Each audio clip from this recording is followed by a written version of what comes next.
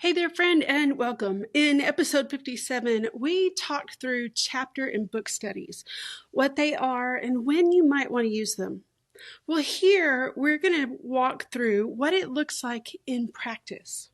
And if you found this first and want more of an overview, you can find the link to that podcast episode down in the show notes. Feel free to start here or start there. It all is good.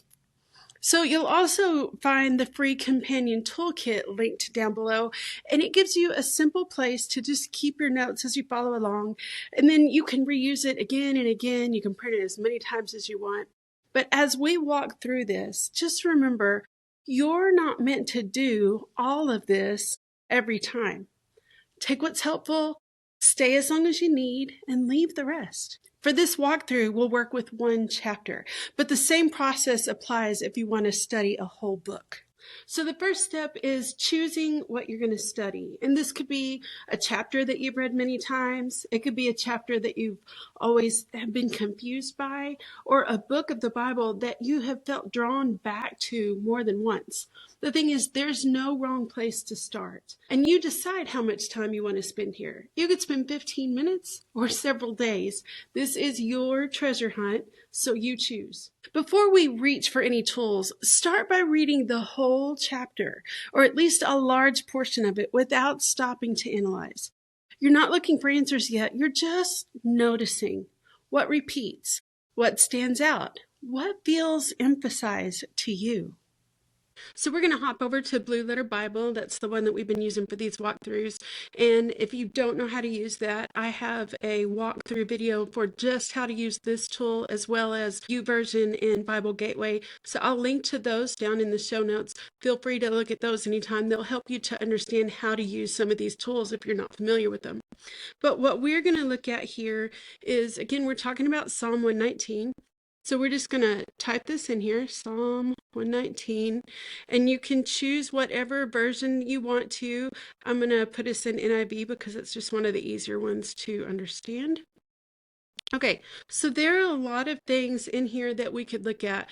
We can look at this one verse at a time, but again, for this walkthrough video, we're really looking at the whole chapter, or this can also pertain to a whole book. Psalm is a massive book. In fact, Psalm 119 is a pretty massive chapter, and it's such a big chapter that it's bigger than a lot of the other just books in the Bible. So this can feel a little bit overwhelming, and we're not going to try to look at it all, but because Psalm 119 is where we've been, I just wanted to keep us there as we walk through this. So a few things we might want to look at is commentaries, some of those other tools. We can go through any of these dictionaries. Commentaries will help with some of the overall. This one is a study guide for Psalm 119 specifically, and so these are all the footnotes for Psalm 119 in that particular Bible. So there are a lot of commentaries here that you can look to just kind of get some overarching, some big picture ideas. Keep in mind, though, that this is what someone else has studied and learned, and how they've interpreted the scripture, which can still be helpful, but you always want to then go back to the Bible and verify for yourself. Now, I can tell you, if they're in here, they've been pretty well vetted. But that said, we are going through the boot camp so that we can learn to understand these things for ourselves. But commentaries can be really helpful. So there are a ton of them on Psalm 119. You could just have a heyday and stay busy right there. Some of the other things that we want to look at are things like section headings or titles, footnotes if they're present. And so we're going to change tools here because, as you can see, we can look through Psalm 119, but it's not showing us those section headings. And if you remember, Psalm 119 is broken into stanzas, so there are several sections. So we're going to jump to a different tool just to see some of those section headings. So we'll just go to YouVersion, and again, we're going to drop this in. Now, to get it to show us the whole thing, because it's only going to show us one verse at a time, just click on it and then tell it we want to read the whole thing. And then again, remember to check your version, and we're just going to jump down to NIV here. Now, the tricky thing about Psalm 119 and section headings and titles is their section headings are the alphabet, so that's not going to help us a lot. And different translations will have footnotes, and I'm looking through here. I'm not seeing any footnotes. And we are in the up here. If you check NIV, here we go. Here's a footnote. So you can sometimes check those, and that will give you some good context and some information. We're just going to pick a different book of the Bible because that way you can see what it looks like to have the headings. Let's see Proverbs.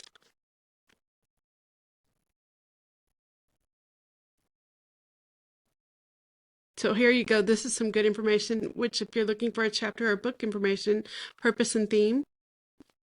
But here you go. Here are some of those section headings and titles. And this gives you some idea. Even if all you did was go through and look at those section headings or titles of a chapter or book, that alone will give you some clue as to what that chapter or book is about. So here we go, Proverbs chapter 1, and we're in the NIV, but chapter 1, the first section here, well, the first section is actually what is it about? The purpose and the theme of Proverbs. But then we've got warning against the imitation of sinful men and wisdom's rebuke. And if we continued on, went to the next chapter, moral benefits of wisdom. So we could just keep going. Go to chapter 3, wisdom bestows well-being. Then the chapter 4, get wisdom at any cost. Really quickly we're seeing, and if you likely knew this about Proverbs, but it's a book of wisdom.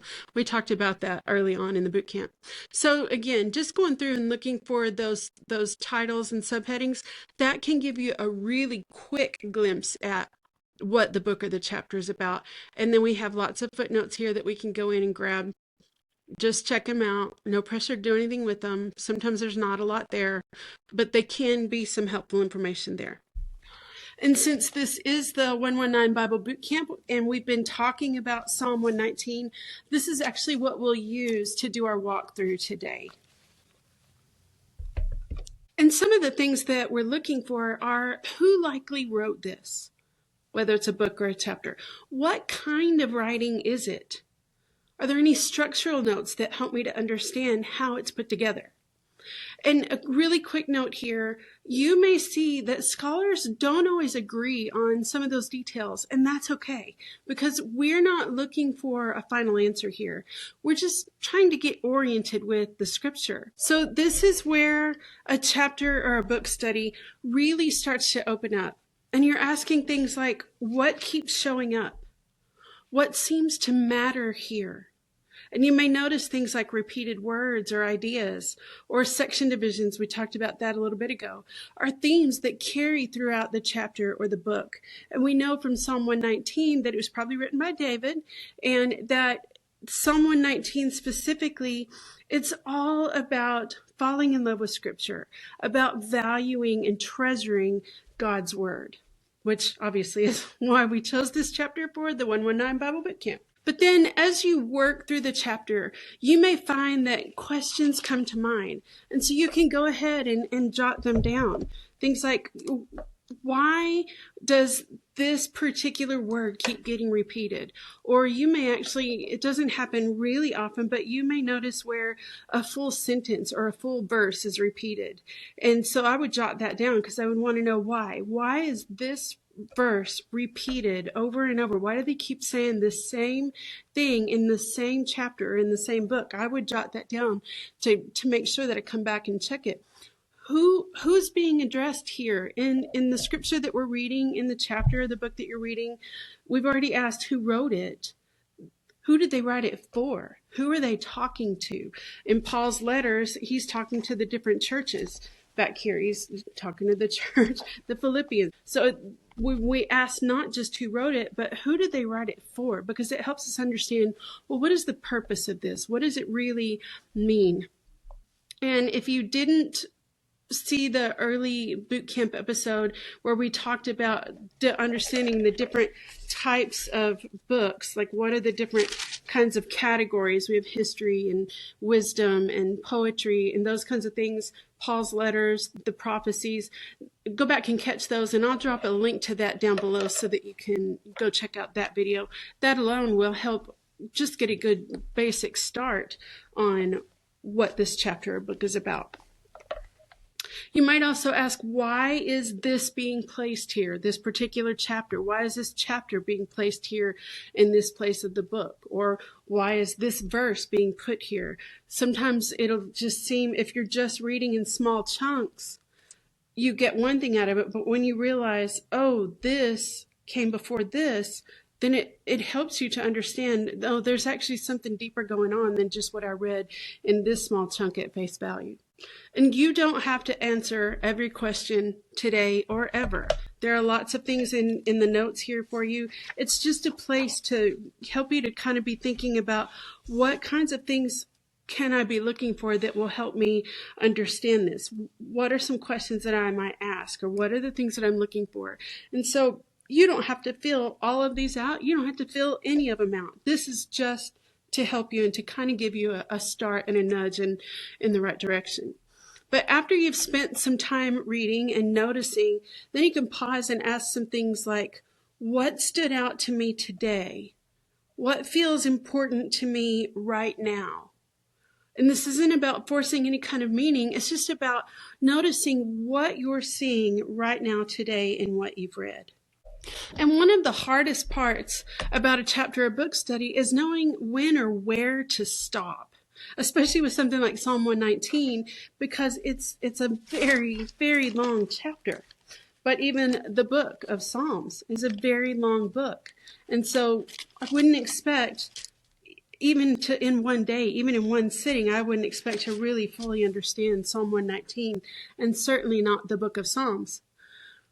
But the thing is, there isn't actually a finish line anywhere at all. There isn't a right amount of time, and there isn't a particular stop. Like, you can't get to the end and like, oh, here, this is the end of the study. Well, no, we have the whole book of Scripture. And even if we read the whole book, we've not studied it all. We can always study it again and again and get something new out of it. But you might reach a place where things are starting to feel settled in your spirit.